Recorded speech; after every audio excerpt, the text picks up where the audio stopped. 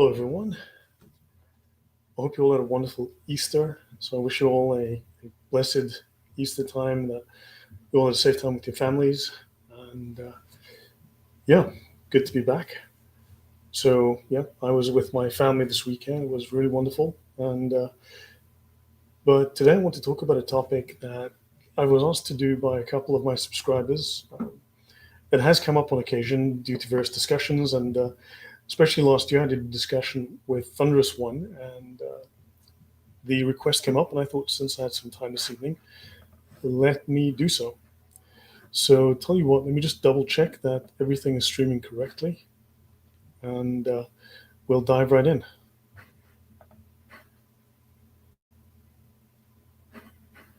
Okay, yeah, looks like we're live on X. We should be live on Rumble, and I'm going to assume that we are live on YouTube. Yep, looks like we're live on X and Rumble. Right, so welcome, Dragon. Good to see you. Blessed Easter Monday to everyone. Yeah, today we want to talk about the issue of crime. So, how do you identify when a crime is about to happen? Can you predict a crime before it occurs? Are there signs and things that you can look for to help you to be safer? And are you aware that physical violence, physical assault, is only the fourth stage in a five-stage process, which means that the first three stages are non-violent and can thus be dealt with in a non-violent manner. So, how do you learn to read the signs? How do you learn to predict and prevent violence before it occurs to you? Shalom. So, yeah, I should have contacted Thunderous. Wait, give me 1 second. Let me let Thunderous know. Let me send him a message and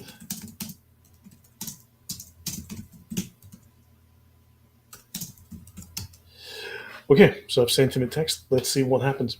But let me dive in. Let me start here. So I'm going to start with a summary. This is a project that I launched many years ago. I've taught this in South Africa. I've taught this around the world. And we want to recognize and avoid crime before it occurs. Welcome, Philip.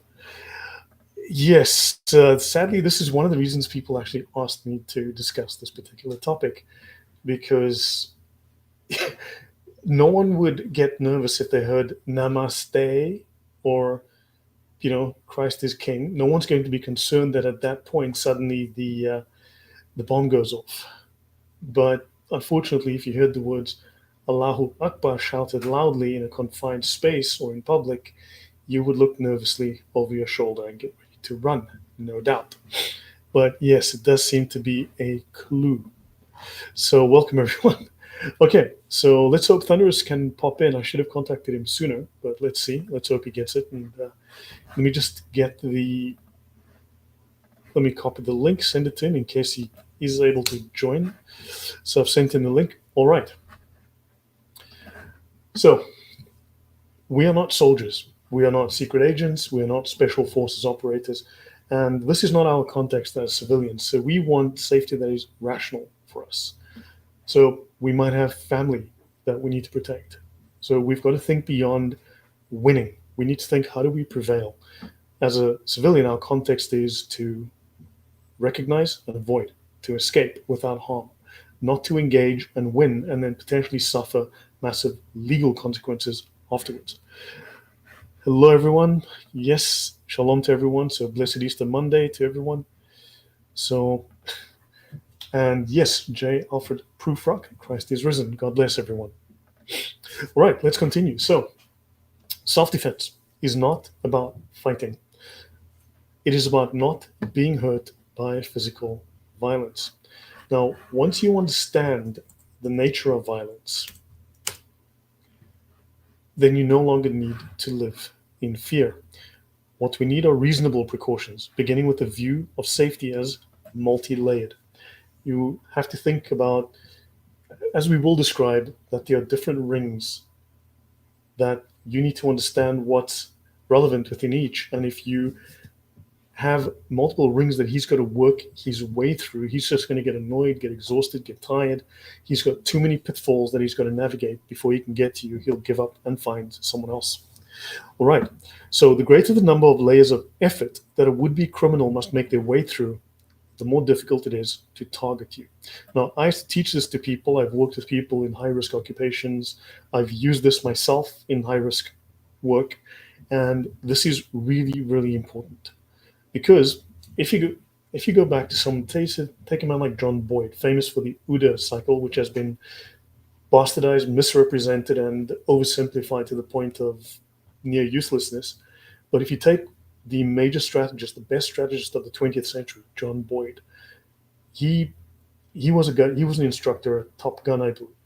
He changed the emphasis of the school from gunnery, which is how to shoot. Think of the self-defense equivalent or hand-to-hand equivalent of how to punch, to how to prevail, superior tactics, how to predict, how to outmaneuver, outthink, outplay the opponent. That is very different than knowing how to punch, because there's a lot more here. We want to work, how do we prevail, and not just winning, as I mentioned earlier. So this leads to a rapidly increasing likelihood that he will abort and choose someone else much less aware, and thus an easier victim. Few people realize, but incredible studies done on criminals in prisons, when shown videos of people in public, they always select those who are the least aware. They don't choose the smallest person, they don't choose the girl, they don't choose the nerd, they choose the person who is least aware for very good reasons. So time and attention are major deterrents. And this process of working through your multiple layers of defense increases the likelihood of them being caught, being hurt, exposed, and ultimately unsuccessful. Think of this briefly. If I drop you in a pond with a crocodile, that is the apex predator in that environment. If I drop you in the ocean with a shark, great white, that is the apex predator in that environment. It doesn't fear you. It's not going to check to see if maybe you're a threat. It's coming at you, right? Whereas your average criminal is a middle line predator.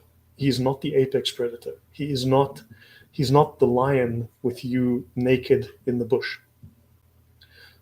He can be hurt by you. He can be hurt by his own kind. If he's hurt by you, that means he cannot fulfill his role of feeding himself, let's say, or getting the money that he wants or the drugs he needs, because he can't successfully do that if he's injured. He can't work. He's then at risk of his own because he may be under threat from his own for various reasons and more easily caught. So he's a middle line predator. He has to assess that it's safe to actually make the attack. So let's look at criminal culture. So criminal cultures can differ greatly in many Western, Asian, and African countries. There are differences. There are also similarities. So we want to look at what is similar. Now, there are shortcomings, there are limitations, there are misconceptions in martial arts as a preventative tool. As Mark McYoung says, and he's a very, very wise man, very highly experienced, very smart man, he calls them martial arts and crafts. And sometimes that is exactly what it is.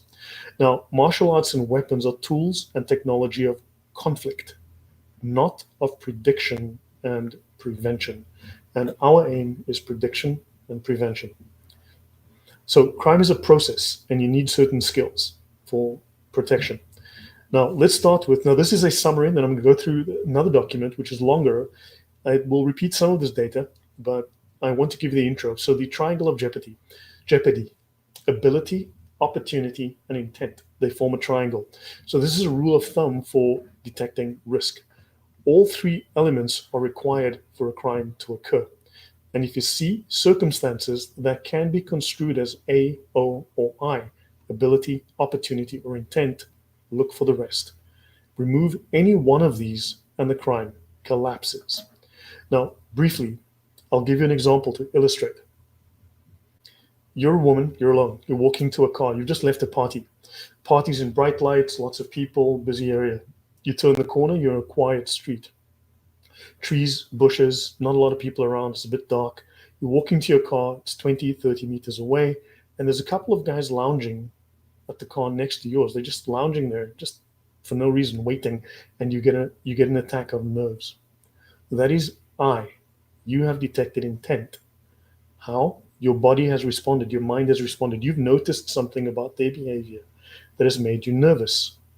Or you've analyzed the situation that could become worse because they have ability. Two men can beat you easily. Two men are a threat. So you've spotted ability. You've also discerned intent. What they don't have right now is the opportunity. You're still 20 or 30 meters away.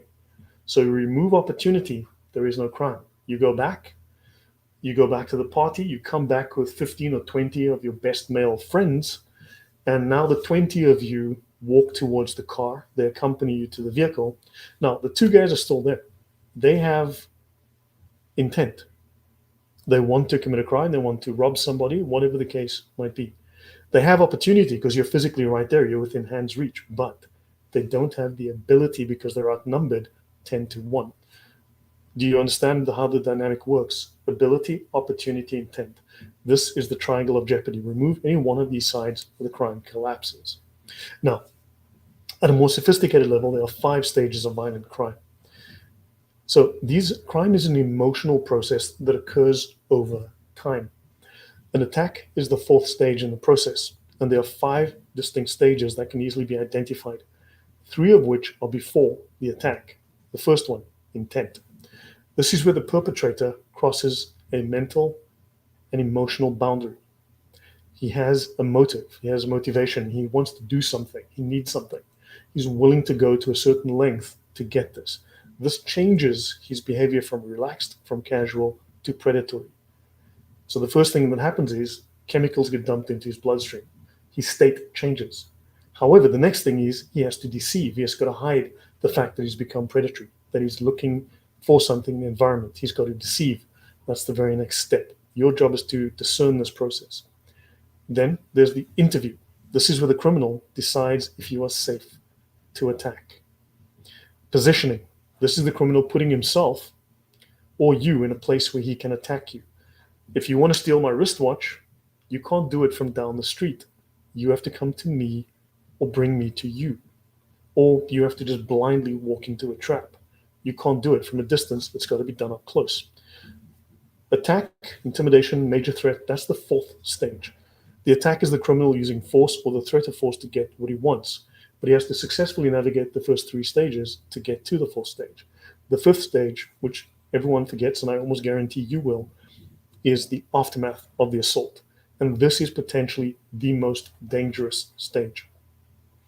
Now, during the first 3 stages, if you know and you understand the consistent methods and signs, you can prevent an attack without the use of violence. The first 3 stages are non-violent or potentially pre-violent. This is where the criminal, the violent person, decides whether or not he can get away with it safely.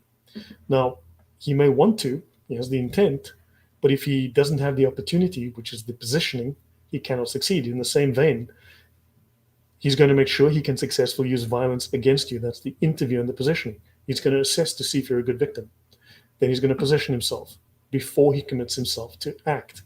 Once he shows of his ability to succeed and has put you in a position where he can quickly overwhelm you, he will attack.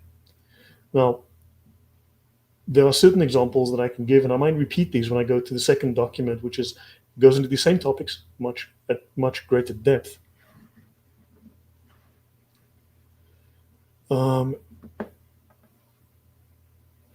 Where is that a relevant question? If we can stick to the topic, I would appreciate that, Protestant believer, because I'm not sure that this is a particularly relevant question to the topic. So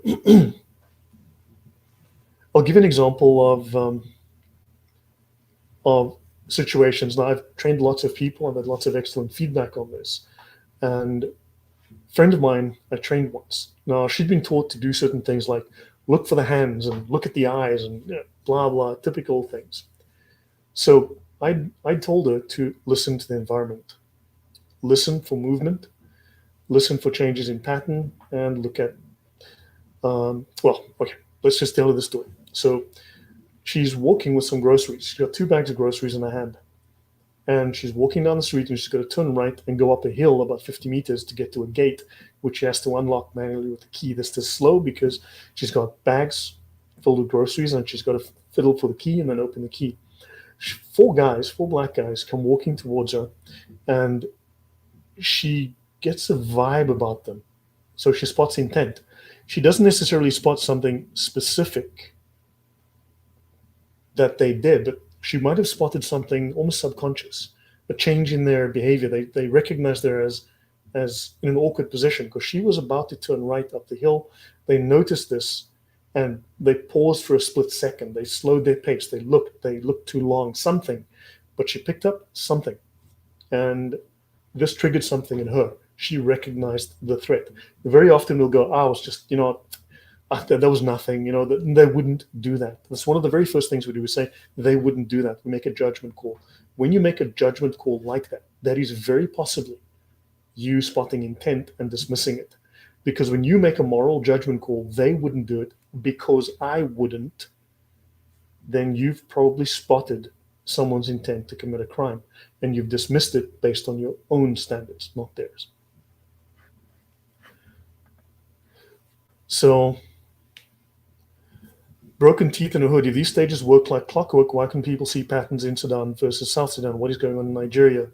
I wasn't speaking about geopolitical conflict. Now, you may have difficulty understanding interpersonal conflict versus geopolitical conflict involving state actors on large scales involving tens of millions of people. But if you think about it, maybe there's a slight difference between a woman carrying groceries being hounded by four men versus geopolitical conflict in Gaza or Yemen or Syria. There could be a slight difference, but it may be hard to tell. You let me know. If you're trolling, I will ban you, and that will solve the problem. Now, so she turns, she goes up the street, and something triggers. Something triggers, and she realizes when they were walking, there were four of these guys walking. They made a certain noise, and she doesn't hear it anymore. She doesn't hear the footsteps, so she realizes they've stopped. Then she walks further, and she realizes she now hears the footsteps behind her. So she realizes there's a problem. She looks, glances, four black guys walking behind her. So she walks up to the gate. As she's walking up towards the gate, how's she going to fight four guys? She's now in what you might call she's in a fringe area. She's not on the main road. She's turned off the main road. Help is some distance and some time away, enough time for them to rob her and run off. So let me do something that's going to be very important in a moment. So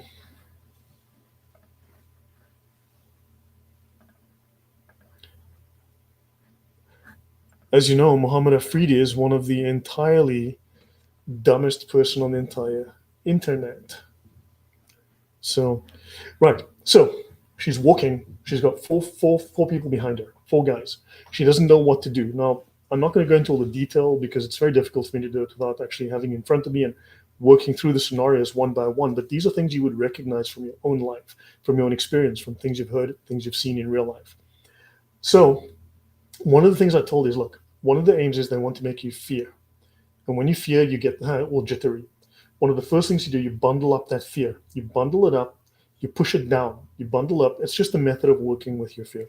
You bundle it up, you push it down. And then I said, you take that bundle of fear and you throw it at them. 2, listen to your gut. In this case, there's a portion of your brain that is designed to look after you. Let it do its job. Don't dismiss it. Let it do its job. So she says what she did was she just stopped. She just stopped dead. She didn't know what to do, but she decided to listen to her gut in this case, and she stopped dead. And she said what was crazy was immediately the four guys behind her stopped dead because they had no idea what was going on. She'd broken the pattern. She'd given them a situation they weren't accustomed to. She'd done something out of the ordinary. So she stopped, she turned around, she looked at them. Now, she didn't look them in the eyes, didn't give them a nasty glance. One of the things that I've been teaching people is to simply use curiosity. Curiosity is not aggression, but it's also not fear. And what happens is you just treat any incoming information as just that, information.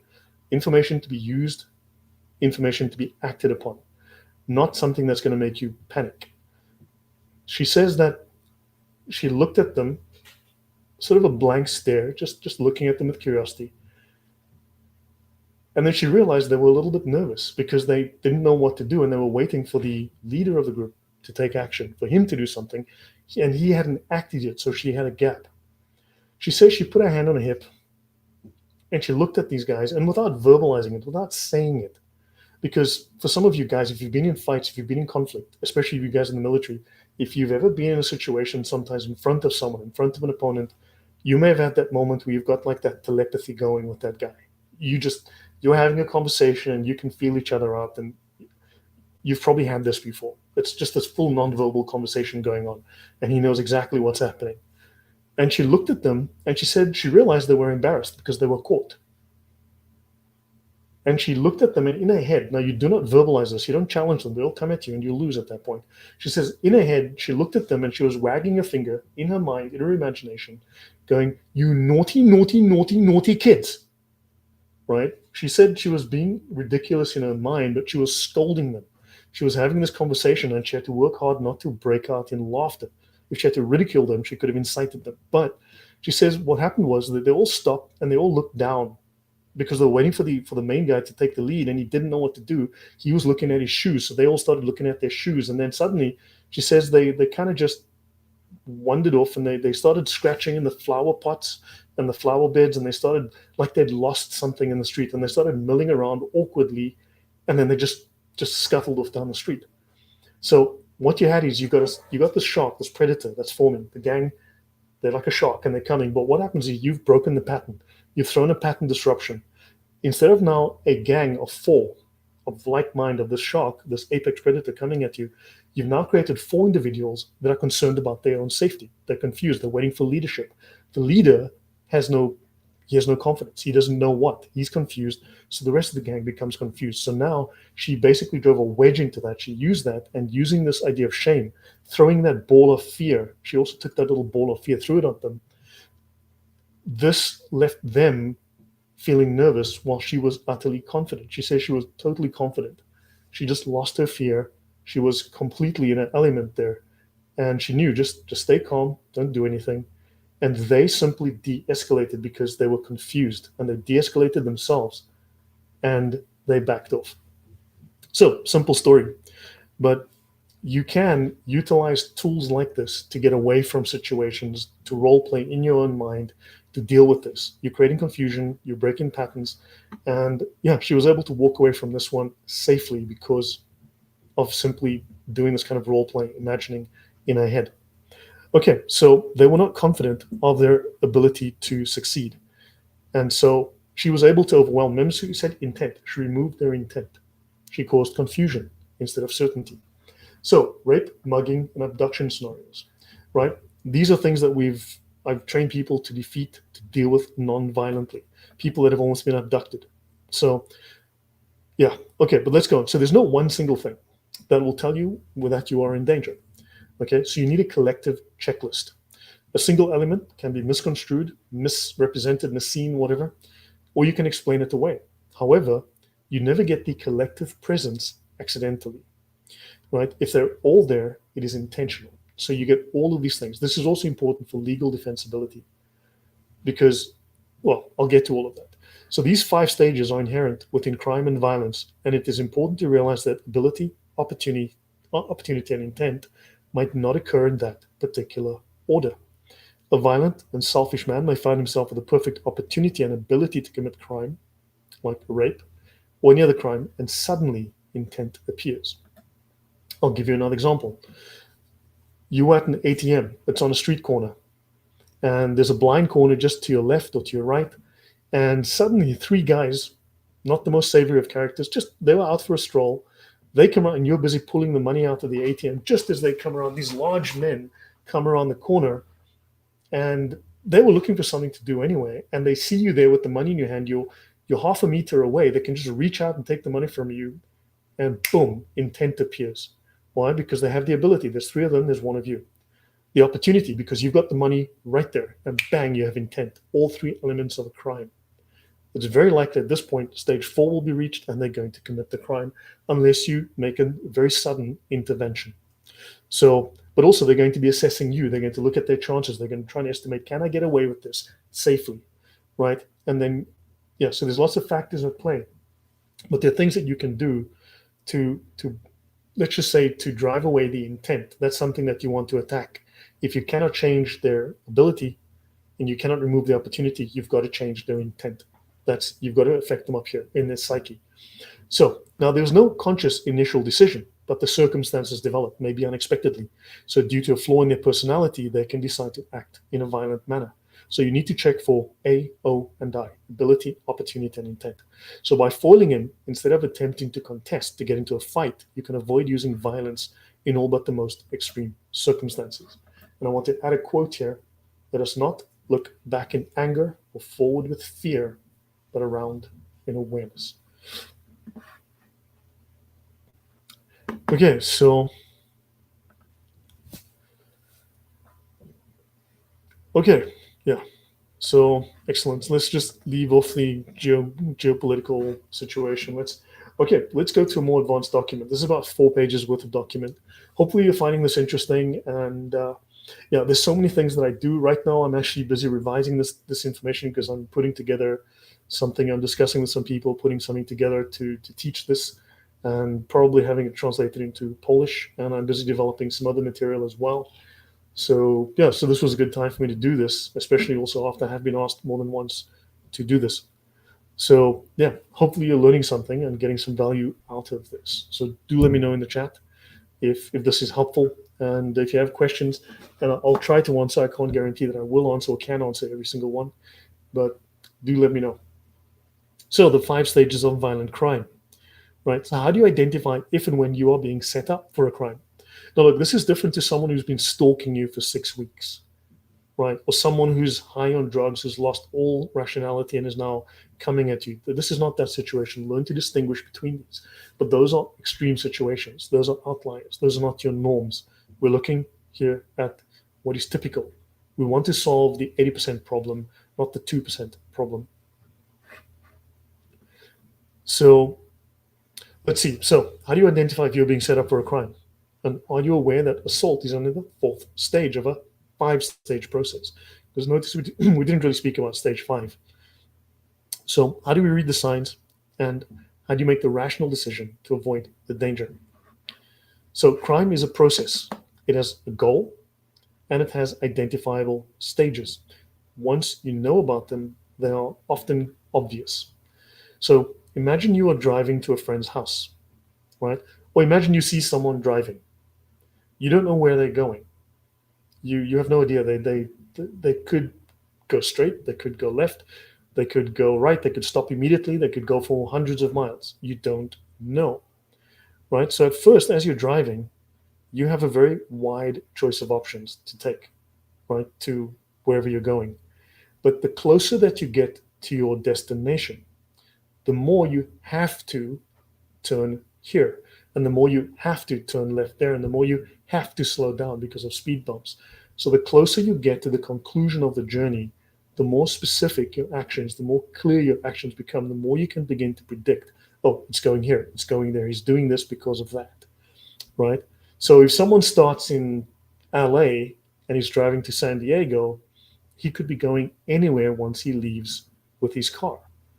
But the closer he gets, so if he's going to the mall, as he starts to turn, taking specific exits, taking specific roads, the more you can tell, no, he's not going to the butchery, he's going to the mall. Understand? And as he's walking, as he gets closer, he's walking, you can tell he's not going here, he's going there, because he's taking a certain route that's clearly taking him to a general area. So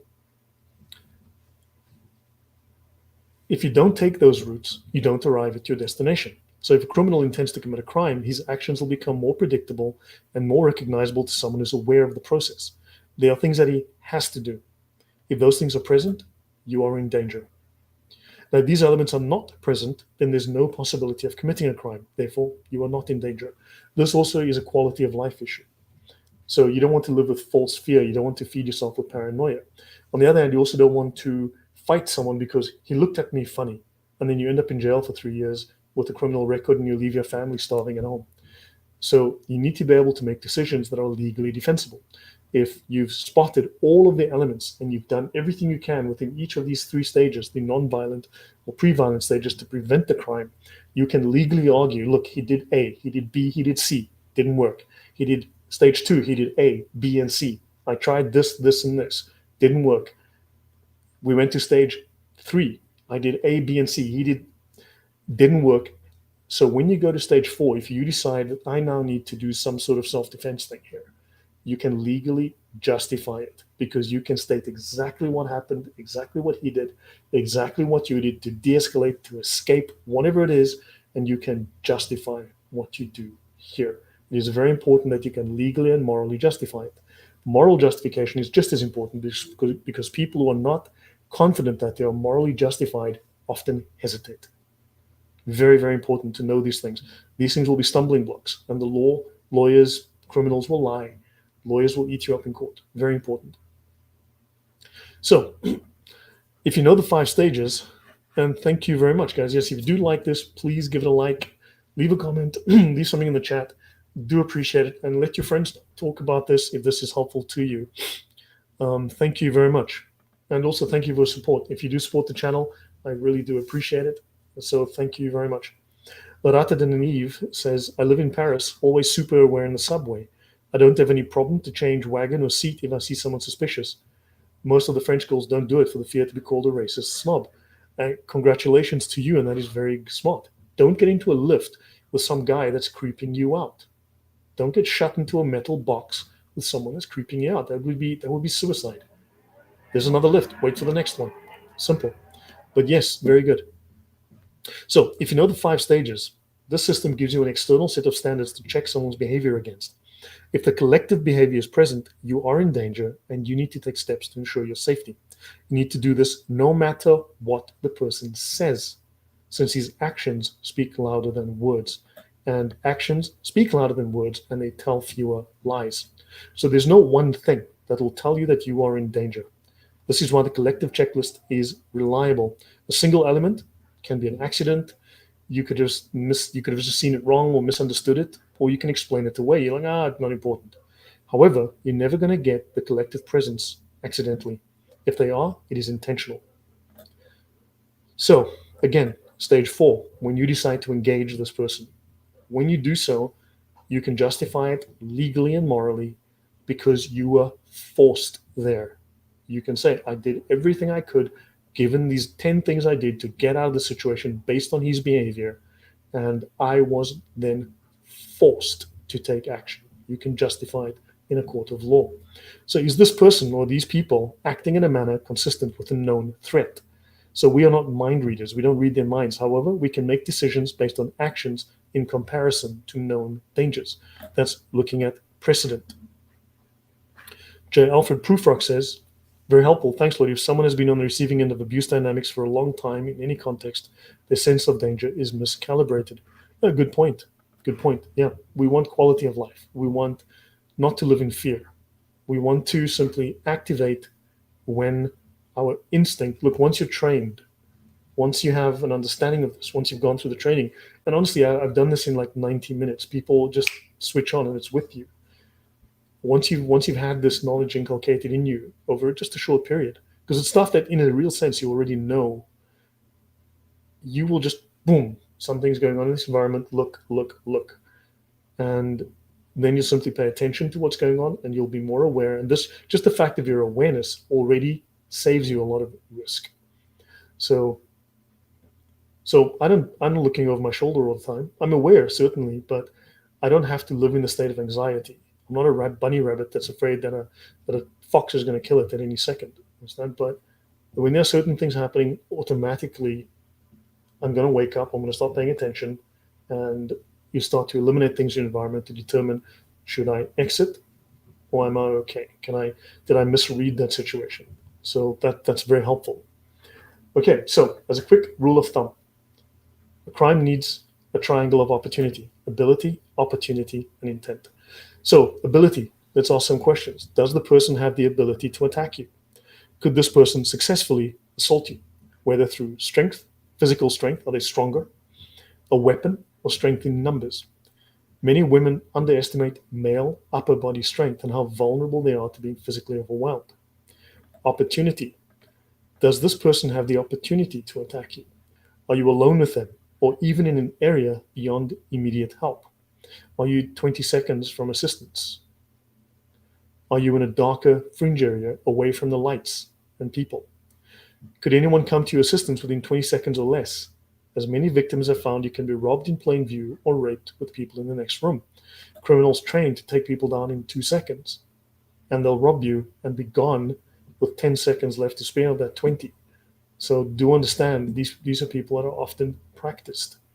Intent. Mentally, is he geared to using violence to get what he wants? Is there motive? So of the three, intent is often the most difficult to define, but it is vital for determining who is a threat. Now, very often the intent will be signaled by your emotional reaction. Your internal reaction will tell you. Very often we dismiss this. Like I mentioned, when you make a moral judgment, no, they wouldn't do that because I wouldn't. But before, this is an almost unspoken subtext, and you'll dismiss it. But catch that thought. When that thought happens, and believe me, it's hard to catch. You probably don't even realize you're doing it. But from now on, listen for it. If you catch it, why are you making a moral judgment? Why are you saying, no, he wouldn't commit a crime against me? Because I wouldn't. So you are making excuses for the other guy. That is intent. Act on it. Start looking for ability and opportunity. So this is literally the difference between going off with someone to talk or being raped. So the fastest way to figure out if you are in potential danger is to look for these three elements. If you see one, look for the others. If you see 2 out of 3, stop whatever you're doing and look for the third, right? Pay close attention for just a moment.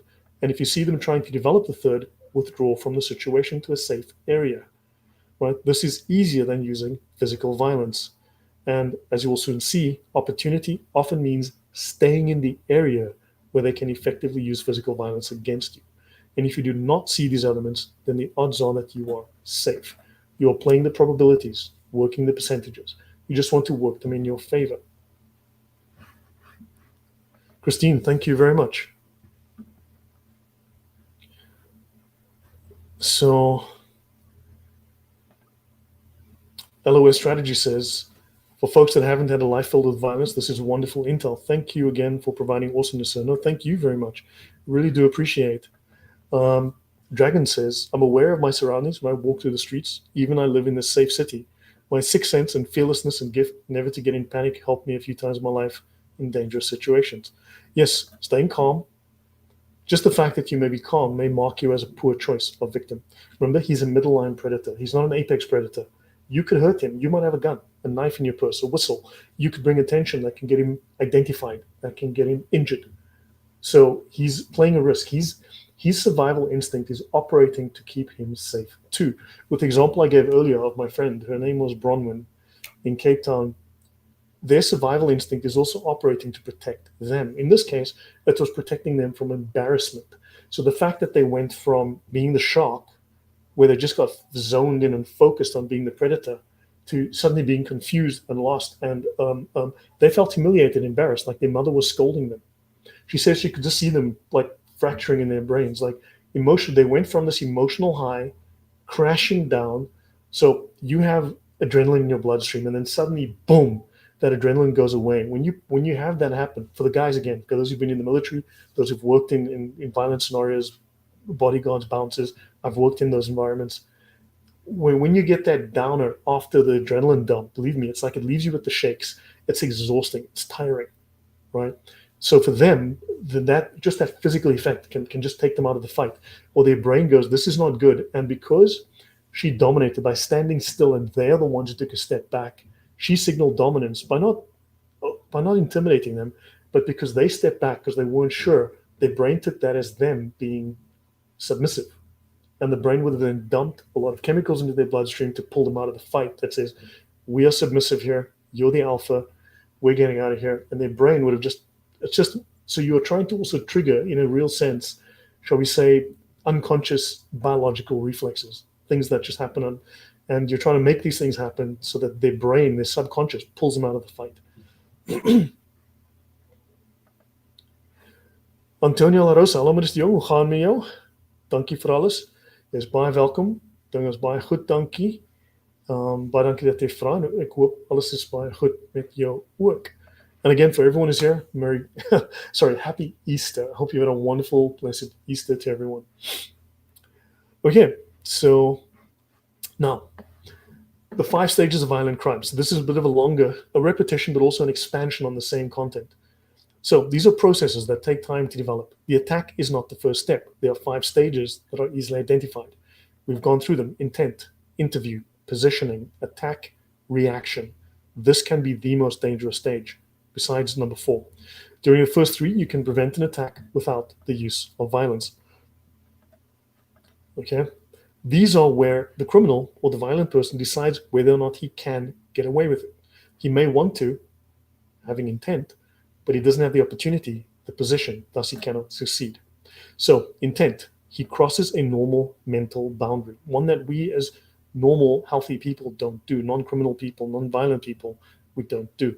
From this point, this person is mentally prepared to commit violence or some sort of crime, some sort of action to get what he wants.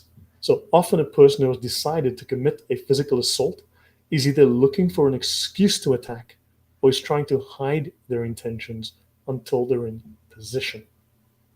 Now, on this point, when they are hiding their intentions, what happens is we have what is called non-verbal leakage that comes off. You're suppressing certain emotions, that there's certain issues going on in your mind, chemicals in your bloodstream, actions in your body, things that you're suppressing. But these do leak out. They can be sensed. And you have to become adept at simply just passively reading these things and eventually actively responding when you sense this, so that you can sense this non-verbal leakage and you can go, hold on, something's wrong here. You're spotting intent by your reaction, your emotional reaction. Intent can be pre-planned or an emotional reaction to the circumstances. It can be calculated, as in a criminal assault, or something else. It is the something else that is the most confusing to untrained people. However, even when it doesn't follow a predictable pattern, don't get caught up in the current yourself. Even when it's something you don't expect, it still follows predictable patterns. We are wired in a certain way. Humans behave typically in a certain way because violence is a narrow spectrum of human behavior. Right? We could do a million things, but when you decide to engage in violence, it's a narrow spectrum of behavior. Again, we're at the point where he's driving to the mall, and you can tell he's going to the mall because he's taking these roads now. There's no mistaking where they're going, right? So don't get caught up in the current so you don't realize what's happening. Just be calm, be aware, be curious. If in doubt, just be curious. Treat everything as, I'm curious. It's just information. It's nothing to be afraid of. So violence is both a psychological and physiological extreme. So before someone is ready to commit it, he has to move into this mental or emotional state. Now, of course, if you're dealing with a psychopath, they may or may not have this kind of, they may not show this because they can go violent like this, but this is not the norm. We're talking the exception. But we want to deal with the large majority of issues. So violence doesn't just happen out of nowhere. For those of you working, is anyone in the chat who's worked in pubs as a bouncer? Very often you can tell this nonsense is going down minutes or even long hours sometimes before. You can just tell, like, look, there's something brewing here. You can see it's going down. It's like you just know what's going to happen. Anyone who's had that experience, just please drop your thoughts. Or anyone else who's seen things like that or has noticed, drop it in the chat. It'll be interesting to know. So Philip says, if you survive the attack, no need to pursue an assailant once contact is broken. Yeah, sometimes this is a hard step for us who've had training. Survival is a win. I wound up in court pleading my case. Exactly. Thank you, Philip, for mentioning that. Yes. Remember I said prevail, not win. Winning typically means beating the guy, physically competing with him and beating him, knocking him out cold, and you can go, yeah, I'm the winner, I'm the champion. This is not the aim for civilians. This is not your goal. To prevail means to escape without harm. To prevail means to avoid before harm even arises. So to recognize and avoid an exit. Otherwise, to de-escalate an exit. Actually engaging is the final thing that you do because you are forced there. Preferably, you will then take him out before he attacks you, but you've justified it. You've justified this, and you will then take him out. But then the whole point is to minimize harm. You are acting first to minimize risk to yourself. If you're a smaller person, a smaller man, a smaller woman against an athlete or someone who may be armed, it is advisable to go first. You can justify this legally and morally because you're minimizing risk to yourself, because there was no avoiding it anymore. This guy was going to go ballistic any moment. But you took him down to minimize risk to yourself in harm, and you minimized risk and harm to him. The longer the conflict drags on, the more likely there's going to be damage on both sides, the more harm to both sides. But if you go first, you minimize risk to yourself or harm to yourself, and you minimize harm to him. So that, again, legally justifiable. But if you decide to pursue and then get into, yeah, you end up in court, and that is expensive and painful. So, yeah. So even a habitually violent person has to mentally prepare themselves. It may happen very quickly, but it is not instantaneous. Only in cases of severe mental instability or maybe like serious psychopathy will a person be able to instantly flash into violence. And such a person would almost certainly be locked up in a mental ward, although maybe not in Joe Biden's America, because these days they probably just turn into women. So it might appear that violence suddenly comes from nowhere. However, this is not the case. Often we just haven't seen it occurring. We just haven't seen the buildup. So often it's just a matter of you not recognizing the danger signals. So a series of specific circumstances have to have been put in place. When they are in place, violence occurs. Acts like getting drunk or angry are used as an excuse for committing violence. Knowing about these mental processes serve as an early warning system. If someone shows up in the wrong place at the wrong time and in the wrong state of mind, something is off. So it is suspect. And if a normal situation begins to spin out of control, look for danger signs. Fortunately, despite surface appearances, many times there is enough nonverbal leakage coming from an attacker to warn you that something's amiss. Learn to trust your feelings. One of the things we would work with, whether guy or girl, you're walking up on a situation, things aren't looking good, you stick your hand behind your back. He doesn't know if you've got a weapon there. He doesn't know what you've got. You could just literally be holding your hand behind your back. You put your hand inside your jacket. You put your hand inside your jacket, especially low down by your belt. They don't know, but that's going to give them pause for thought, and you back away, you get away, you walk away. He doesn't know. So you do things that are familiar with that's going to cause doubt. So remember, he's mentally escalating, he's emotionally escalating. You throw a spanner in the works. You do something that he now has to recalculate. He's got to factor in something. So he goes from emotional to intellectual. He goes from wanting to do harm. He goes from rage, building up to being the shock, to suddenly balancing a checkbook, doing mathematics, doing sums. You cannot do rational calculation when you're in this phase of your mind. These are different parts of your brain. You're making them switch off the emotional brain. You're making them switch on the nerd brain. The nerd brain doesn't do violence. The emotional brain does, to try to simplify the situation. But also, he's got to let go of his emotional state, but also he's got to let go of the hormones he's been dumping into his bloodstream, all of the adrenaline, exhaustion, that starts to make him tired. That up and down makes you tired. And eventually his brain just goes, damn it, no, I'm tired, I'm done. Let's just leave this one. Okay? So this is kind of what we're doing. We're de-escalating. So it's not just about talking to someone, but it's about taking them out of one frame of mind, putting them in another. Now he's got to recalculate. What does that mean? What does that mean? He's asking questions. He's no longer dominant. He's asking questions. Make him ask questions. You don't have to physically ask him a question. What is the orbital velocity of the moon? He's going to laugh at you and punch you in the face. But you're doing things, you're breaking the pattern, introducing factors that he's going to now recalculate with. You're resetting him, and he's going, what was that? Now he's got doubt. Now he's got uncertainty. But he's not the shark that was planning to come over like an apex predator and bite you. Hopefully that makes sense. So often it is your subconscious recognizing the physiological danger signals that he displays. So when your alarms go off, even if the situation looks normal, start looking for the next two stages to develop. Now, of course, you don't want to be paranoid, but stop, pay attention, look aware. Awareness alone will save you from a lot of harm. Just the fact that you're aware, they will disqualify you as a victim, and they'll move on to the next one. Interview. The criminal decides you are safe to attack. Ave Maria says, If they don't let the loonies out and contain the smart ones, nobody. Yeah, well, yeah, I'm not going to accuse the Democrats of acting sane. So Jason James says, great info, Lloyd. I grew up in an urban area in London as a minority, English. Yeah, yeah, it's amazing. Yeah, England, that Muslim country. I had to learn a lot of this the hard way from childhood. Yeah, no, this is common sense, but yeah, it's something that you grow up as well. If you've lived in those places, then you kind of know this stuff. So the assailant's safety is a critical factor in deciding whether or not to attack. Can I get away with it? Is a major motivation for what people decide to do. Hence, they interview you.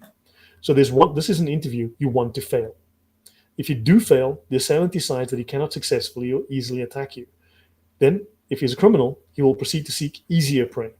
In the case of an emotionally upset individual, he will change tactics. But this buys you time. At the very minimum, you're trying to buy time. You're trying to change the situation to one of some advantage to you. If you have to engage, if you're being herded into a situation where you're forced to engage, at least you can try to modify the situation, manipulate it into one where you act, he acts on your cues, and you will move or he will move when you deem it the right time for your best advantage. So, for example, if instead of physically assaulting you, he will proceed to stand back and verbally abuse you. This allows him to win without putting himself at physical risk. So let him win.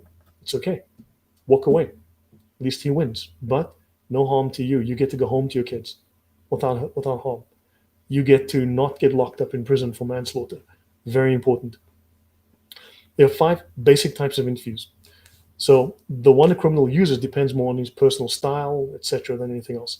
The regular, the regular interview, the most common form of interview for muggers. The criminal will approach you under the guise of normalcy, needing information, asking for a match, asking for the time, asking directions. Then he suddenly asks for money, and so on.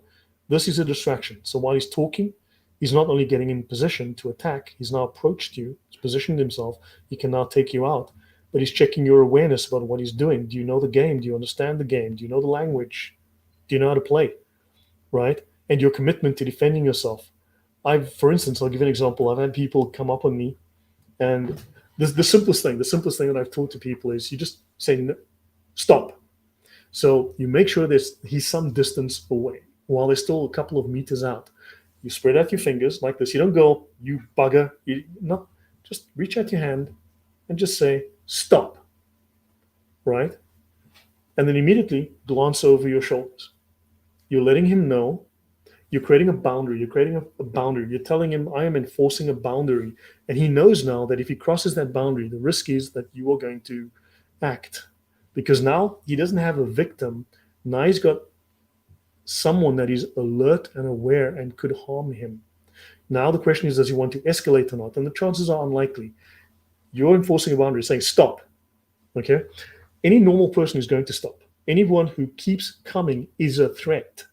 You are then justified in dealing with that threat because no human being is going to walk up on you if you're intimidated and you're a woman, you're a grandmother, and you say stop, and this guy just keeps coming.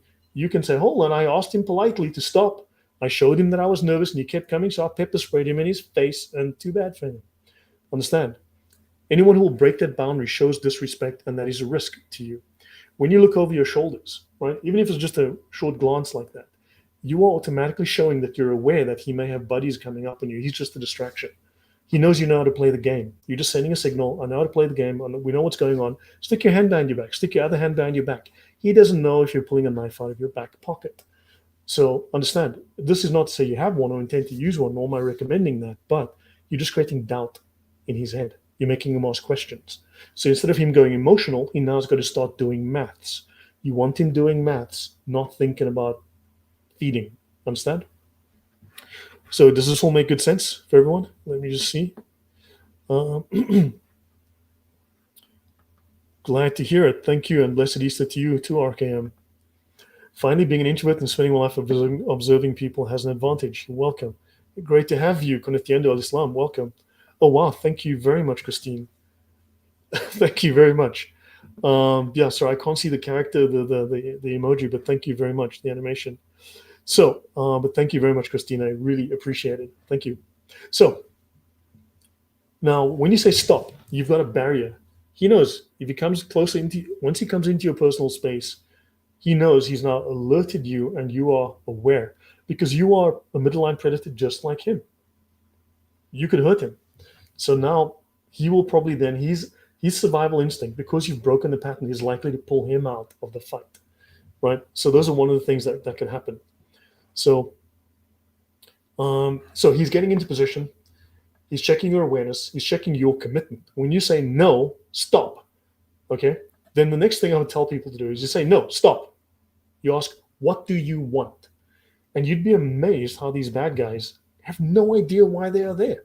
You ask them, what do you want? And he goes, uh, uh, uh,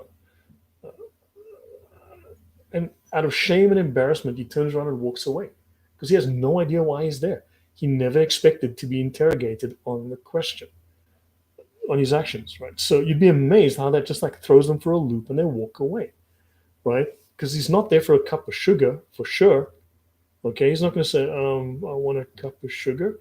Seriously, it's embarrassing. And also, you've taken his confidence away. He's gone from, yeah, I got this, to like, why am I here? I didn't think about that. What am I going to say? But if he escalates, then you know you have a problem and you get ready. Understand? So he might also be testing your boundaries, but there's going to be a limit where he's going to test them, and at some point he'll back off. So you say no, and you insist on him keeping his distance. Muggers and strangers will often use this techniques. Okay, stranger rapists.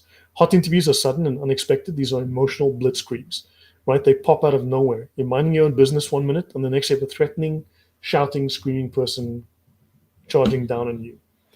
So the success of this strategy is on being unaccustomed to dealing with extreme emotional violence and then reacting in a stunned and confused manner.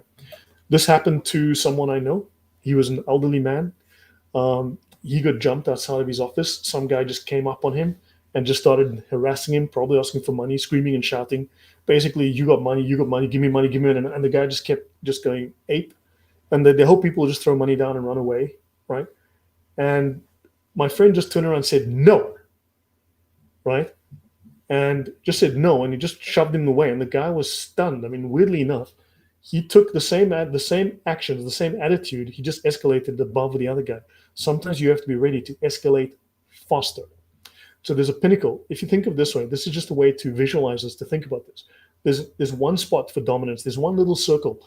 In these two competing humans, there's one circle, one spot where you've achieved dominance. So he's escalating, escalating, escalating. He's building himself up to get to the point where he can trigger, and you just get there first. Just put yourself there first. Just be prepared to get there first. Just go there first, act first. And when you've taken that spot and you shove him out of it, very often he realizes you've achieved dominance, you've achieved the readiness to go ballistic, as it were, before him. His own survival instinct will pull him right out of the fight. I've seen this happen. Ponder that. So you must be willing to immediately shift into an extreme of physical violence. This doesn't mean you do violence, just be willing.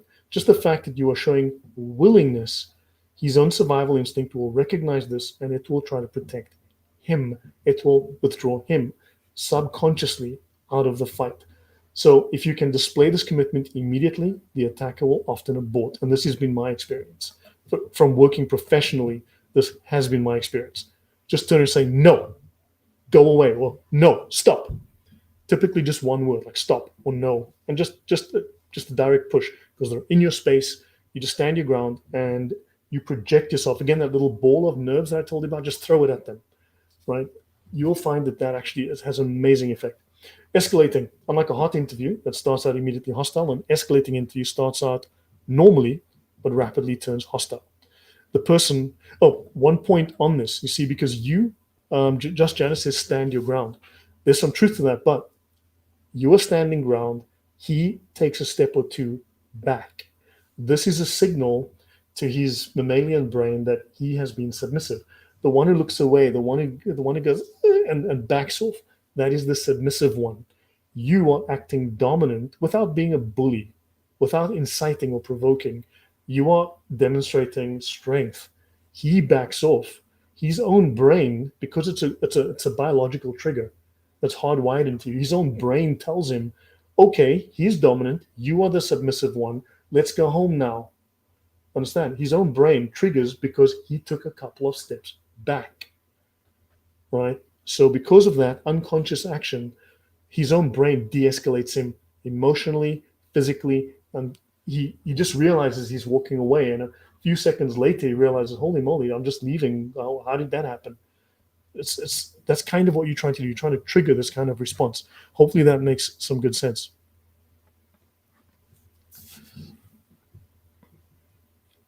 Yeah, do not dissociate. Yeah, look, go blank if you have to, in the sense that just look at this thing with blankness, or better, curiosity.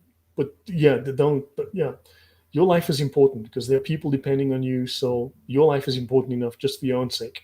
But you are going to prevail. You're going to survive. You're going to get away. So, unlike the hot interview, which is immediately hostile, an escalating interview starts out normally but rapidly turns hostile. They test your boundaries by escalating outrageous behavior. If he's not slapped down, okay, if he's successful, his behavior becomes more and more extreme until he attacks. This is a very common interview for date rapists. It's also common when you walk into the middle of a group of loitering young thugs who supposedly just starts out just messing with you, right? And this then escalates into robbery or assault, sometimes both. There are not always hard, easy answers for this. Sometimes you've got to flow with the situation, trust your instincts, and just respond with what feels right in the moment. Trust your instincts in this. Don't question when that engine starts up, when that thing starts doing its thing. Those of you who've been in the situation, when your brain just when you're in that flow, just trust it. Let it do what it does. It'll get you out of there. It is doing everything it can to get you out of there. Don't override it. Just go with it. You will do what you need to do, because sometimes you just got to let go, move with it, and you will do all the right things, and you'll find yourself stepping away safely, no harm done. It happens. You can't always have a clear answer, but you've got to trust yourself sometimes. The silent interview. Criminal puts himself in a position to observe you. Listen to your gut feeling. Yes, that's a very good point. Yeah, in that sense. Sometimes you have to listen to your gut. A well-informed gut, a trained gut. But yeah. Fight flight might work. Freeze fawn is unlikely. So yeah, fight flight is kind of actually there's actually fight flee is not really accurate. Fight flee freeze. It's actually fight flee freeze posture and submit. We don't want to submit. If we do submit, it's a fake submit because we're about to lay him out cold. All right, or you're about to turn the tables on him. So it's a fake submit to get him to feel confident, to bring him in. You are doing what he does to you. You are faking to, in this case, win, right? Because you're going stage 4 because there's no other choice now. But it's fight or flight, fight, flee, freeze, posture, submit. Posturing is, yeah, my daddy could beat up your daddy. Yeah, you don't want to go there. You don't want to play that game. That just leads to escalation, because the essential nature of violence is that it escalates. You don't want it to escalate. You want to de-escalate. You want to be seen and heard to be de-escalating. Again, defensibility in a court of law. Keep this in mind. Escalation is what violence does. He could have friends you might not have seen. His friends could be on the way. Be very careful. He could have weapons you have not seen. Be very careful. You could accidentally push him. He trips. He hits his head against the cupboard, somewhere sharp, the pavement. He dies. Manslaughter. These things happen. Be very careful. So, the silent observer, he's observing you. He doesn't speak until the attack, but he's been watching you all along. He may position himself out of sight in a parking structure and follow you. Or he may make his presence known and decide to attack you if you show fear of his presence. So that's very similar to what happened to my friend, who had these 4 guys following her. It kind of leans in that direction. And she dealt with it silently. They never spoke. Nothing was ever said. Right? Everything was just this non-verbal telepathic discussion that she was having, this role-playing in her brain, that's all. And the prolonged interview, this is anywhere from mere moments to weeks, right? And think of this as stalking, but this is really kind of outside of our scope. So, positioning. The criminal puts himself in a place where he can successfully attack you. Okay? The criminal, or even the violent person, doesn't want to fight you. They want to overwhelm you. They want to win. They want to take you down, rob you, and leave, typically. To do this, he has to put himself in a position where he can do it quickly and effectively. Positioning is the final proof. If they're positioning themselves, you have a crime that's very likely to happen. This means that whatever intervention you do is going to have to be fast and potentially extreme, and might even cause violence, or you might do violence as your intervention. So someone trying to position himself to attack removes all doubt that the situation is innocent. When I said, when you say stop and someone keeps coming, they're positioning. Now you can prove in a court of law that, look, there was legitimate reason to think I was under threat, so I took action. So a key point of positioning is fringe areas. You'll seldom, if ever, be robbed or raped in the middle of a crowd. A fringe area is where you're close to people, but out of range of immediate help. You're not mugged in the mall, but you will be in the parking lot or the bathroom. Those are fringe areas. Close to people, but not in the bright lights. Not obvious. ATMs, parking lots, stairwells, public bathrooms, and sidewalks are potential danger areas. Even a separate room in a crowded house can be a fringe area. I know people who've been raped in the upstairs bedroom because they went off with some dude and everyone's having a party downstairs. So, as many women who are raped at parties can attest, being alone with someone in a fringe area is a major part of the opportunity element of the triangle of opportunity. That's AOI. So, positioning, closing. The most basic form of positioning is simply walking up to the victim. The closer they get, the greater their ability to overwhelm and control. If you turn around and there's suddenly someone in your face, you're in shock. And they have emotionally overwhelmed you. So that emotional shock alone disables you, it freezes you, and boom, they've got you. 5 feet is the closest you should allow someone you don't trust to approach in a fringe area, right? And the 5 feet here that he uses, I believe, is because there's a typical "give me 5 feet" thing in American prisons. So, I mean, use as much space as you need. Otherwise, just work with what space you have, right? Whether you know this person or not. If the person insists on coming closer after you've warned them away, they have announced that their intentions are not good. Cornering or trapping, the second most basic form of positioning, and the most common. He approaches you from a direction, right? And he traps you between himself and a large object. But the important thing is he's putting himself between you and the exit. You may have to go through him. So make a note of people putting themselves between you and your exit. Very important to note. Surprise. This is your classical jump out of the bushes type position. So the criminal puts himself in a place where you don't see him, or if you do, it's very last minute. So from this position, you can step out and attack. Once you know these locations, this kind of positioning is very easy to deal with. Okay, let me see if I've missed any questions or comments. I have to head out now. Glory to God, but take care, everyone. Wishing you all joyful and blessed Easter Monday. No, thank you. All right, pincer. Criminals often work in pairs or triplets or packs, right? So you don't always face just one. That's why I said earlier, when you tell the guy to stop, look over your shoulder. Even if it's just a cursory glance, just to, one, you want to be sure you don't have others sneaking up on you, but you're letting them know how the game is played. So the most common maneuver for two criminals is the pincer. One circles around while the other distracts you. You should always be aware of individuals splitting up when they approach you. For instance, you have the wings folding up maneuver. You walk past someone who's leaning against the wall, but his buddy is 10, 20 meters down. And when you get to the middle, the guy behind follows you, and the one in front comes up to you, and they start trapping you between them. So two characters face each other in a narrow walkway, and you've got to go between them, right? A third trick, they spread out along the way. When you pass one, he starts following you. The other one waits down the way. Or surrounding you. This is the most common ploy of a pack of three or more. One will distract you while the others surround. They can swarm around you, but often just will casually drift in. A very serious danger sign is when a group is spaced out along a wall in a walkway. When at the midpoint, the wings will just fold in. Okay, so the attack. The attack is the criminal or violent person using force, or the threat of force to get what he wants. So the triangle of opportunity is complete and the assault or the threat of assault occurs. This is where you will submit because there's no fight to be had. You've left it too late and you cannot respond. So the first three stages have been achieved and there's no reason for the criminal not to use violence to get what he wants, which is oddly enough how that works. Sometimes they'll do it just because you were stupid and you deserve it. So understand the criminal psychology is very different to your and my psychology. So many robberies and rapes are committed with a simple threat or display of violence. So a violent emotional outburst won't physically harm the victim, but indicates that unless he or she cooperates, the victim will be hurt. Weapons can be displayed to convince you to cooperate. Other attacks are physical assaults, and such attacks can come both with and without warning. Tactically, strategically, if you're in the situation and you feel you have an opportunity, then fight. But you need to know how. You need some training for that, obviously. and some reasonably specialized training. This is something that I do. This is something I'm intending to do more of. So, yeah, working with multiples, working with these kind of scenarios. I've worked with people. I've learned from criminals. I studied criminals. I spoke to them and then simulated and worked these scenarios. So you can prevail in these circumstances. But if you're in this situation, you're probably not going to talk your way out of it. Although that's not impossible.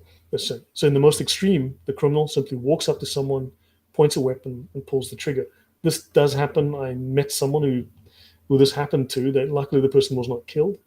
That was their friend that was attacked. But yeah, and this person then walked off and attacked someone else. They may well have been on drugs, mentally unwell. But I've been attacked by someone who was looking for the fight and on drugs, and they've just been fired. And yeah, they're coming regardless of what you do. They're coming. But again, legally defensible. You can describe all of these issues. You can define everything that happened and explain it in a court of law if you have to do serious damage to that person, because you may be forced to or may accidentally do so. Unfortunately, there's no way to determine which one you will encounter, but through awareness, you can reduce your risk heavily and extensively. I've had people who got away from kidnapping attempts. Van pulls up, tries to grab them, and they simply just responded. Now, what do you do when two, three, four guys try to grab you and you're a girl? You're 20 years old, 19 years old at university, 8 o'clock at night, grab you. Well, this girl that I worked with, she fought. There's no particular set of maneuvers like monkey steals peach and doing the crane hook. No, she just did not allow them. She refused to allow them to take her. She just refused. She was going to kick and bite and spit and scream and scratch everything that she could see, anything, any face, any nose, any teeth. She started kicking, screaming, punching, doing whatever. She refused to stand still. She refused to be lifted. When she was lifted, she kept kicking and kneeing, and she offered so much resistance they had to let her go. Eventually, people start to see, people start to hear. It draws attention. And these guys are at risk as well. Don't forget CCTV, police, campus security, you name it. They've got their own stresses and you want to make this as hard as possible for them. So they weren't looking to stab her. They weren't looking to kill her. They're looking to take her somewhere. The issue is that stage 5, the reaction. Once you've been removed from a situation, from a location, taken somewhere else, you have no more control. They have complete control. And that's the danger. You have no idea. The chances that you're coming back, you don't know. So you fight. When they try to remove you from a place, you fight.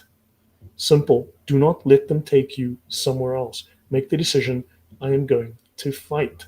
And you simply just go wild. Okay, now, so an attack can turn from one type to another very quickly, and what is a threat can turn into deadly violence and vice versa. But at the same time, these can be turned around. So, reaction, right? How does the criminal feel about what he has done? In the aftermath of robbing someone, the criminal decides on a whim to shoot you. This happens in South Africa, where I come from. They'll rob you. They'll come up to you at knife point, rob you, take your stuff, take your shoes, take your money, and they'll just stab you because why not? You're a pussy. That's how they view it. Or you didn't have enough money and they're punishing you, or they're punishing you for being stupid. It's a messed up psychology. Understand? So you don't have control over that. So try to avoid it at all costs because you don't know what the unintended consequences are going to be here, right? So especially you might say cooperate fully. Don't offer resistance. There are occasions when this is very important. I've been through a situation where I was robbed at knife point, and there was nothing I could do. I was a dumbass. I should have known better. But that said, I was young. I was stupid, and there are times you do nothing. That is, if your gut tells you just do nothing, then do that. But there are other times when you may have to fight. You may have no choice because things could get much worse. So yeah, it's hard to tell, but when you're in the situation, you're gonna have to let your intuition guide you. Okay. Now a robber can suddenly decide to rape his victim. Okay. And one of the most consistently dangerous of these reactions, these post-assault reactions, occurs amongst rapists. If the rapist feels that the rape did not empower him as he thought it would, he often turns violent. So nearly 80% of women who are seriously harmed by rapists are hurt after the sexual assault. So do understand the risk is after the assault, generally not prior. So again, you need to factor in, I need to learn the first 3 phases, exit the situation, or if things are going to go bad, I need to fight, right? In any circumstance, until the criminal is completely out of sight, you're at risk of his reaction, even if you have totally cooperated. How many dash cam videos like the one we saw recently of this guy leaves, and then suddenly the guy turns around and comes screaming, this black dude comes screaming at the cop. He's made a meme this last week or so. You just don't know. They could just decide what the hell, and they come running back. They're down the street, and now they come back at you. So the unpredictability of the criminal's reaction is another reason why it is far easier to avoid violence than to try to extract yourself from the middle of it. Because the closer you are to stage 4, the harder it is to do so without major intervention or actual violence. So let me see, have I missed anything? So the 5 stages are inherent within crime and violence. What is important is to realize that the first 3 stages may not occur in that particular order. So remember, a violent and selfish person may find himself with a perfect opportunity or the ability to commit a rape, and suddenly the intent appears. So again, no conscious initial decision, but the circumstances developed. So think about AOI, apply that to the circumstances that you find yourself in. So you rather want to foil them than contest them, right? And you want to avoid using violence in all but the most extreme of circumstances. And do understand that 80% of people, and this is especially for the women, people who fight back, people who refuse to be taken, people who refuse to give up, they get away. Because you'd be amazed, most of these people are not looking to get into a knockdown, drag out fight. It's not a movie. These women who refuse to cooperate, who fight back, get away. So your safety is actually in resisting. So resist. Do not give in. So 2 major problems exist regarding self-defense. Knowing when to use it. How do we know when is the right time? And how can we be sure we're not overreacting or jumping at shadows? So we should all have reservations about using force. Much of this confusion is alleviated by having a proven and external set of standards to compare a situation against. And if you don't see the triangle, it is not time to use violence. Because when you are asked how you knew you were in immediate danger, have a better answer than, well, he gave me a dirty look, so I, did something nasty to him. Not a good answer. So you have this system, this 5 stages system, the 5 stages of violent crime, which you can then articulate very clearly what was happening in a logical sequence and explain, this is what I did to prevent this. This is how he deliberately made sure that he violated that boundary, moved to the next one, violated that boundary, moved to the next one, violated the next boundary, and he did this 10 times in a row. I tried everything, I did everything I could. I was forced to take action. I was justified in taking action. So hopefully this is useful information. RJ says, Lloyd, I wish I had the means to contribute monetarily, but the ZAR is not on my side. Yeah, man, I know exactly what the ZAR is about, buddy. Thank you. But thank you. But if anyone else would like to contribute, I do appreciate the support. It's always very much appreciated, more than you realize. But yeah, hopefully all of you have gained something from this. Hopefully you are able to understand this. Maybe you will rewatch this, read through the notes, and understand it's common sense. There's a lot of simple common sense here. Obviously, we can't predict your particular circumstance, but there will be certain patterns that will play out, things that will be familiar, things that are going to occur. And you will be able to deal with these things if you follow some basic guidelines. Don't adopt at-risk behaviors. Don't get don't get blind drunk at a party and then pass out somewhere and then leave yourself open for abuse. Don't get aggressively drunk at a party. You start harassing people and then, start riling people up. There are at-risk behaviors that, of course, are going to place you at higher risk of being hurt. Try to mitigate those at-risk behaviors. Is this document accessible? Yeah, you cannot always fight your way out. Too many to deal with. Yeah, no, I work with people. To be honest, I did some work recently.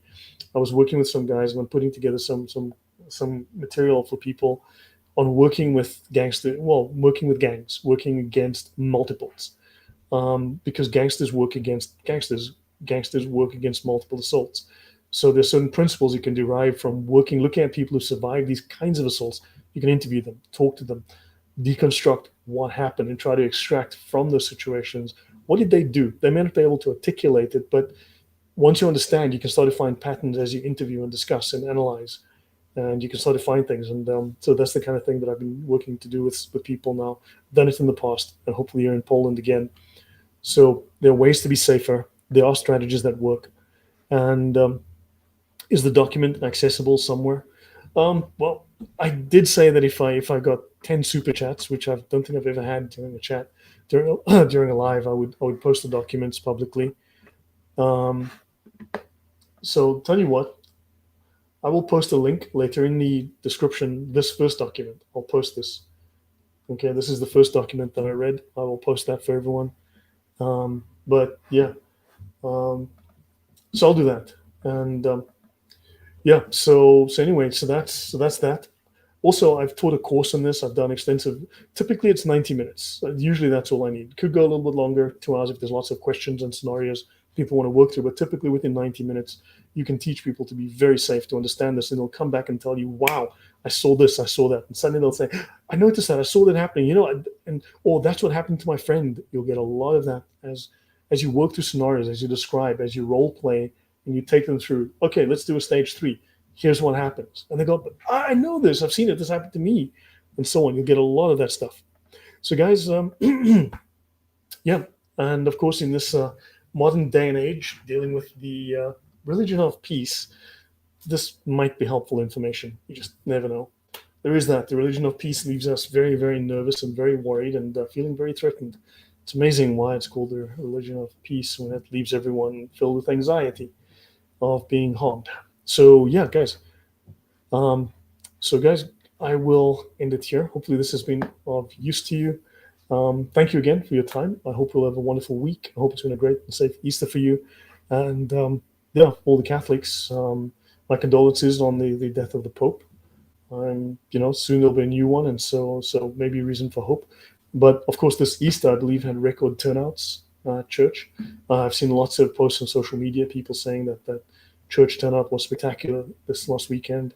People, I think there's a change. People are realizing, we need to get back to basic Christian principles. So, guys, stay safe, and I will see you all soon. Take care, guys. Good night.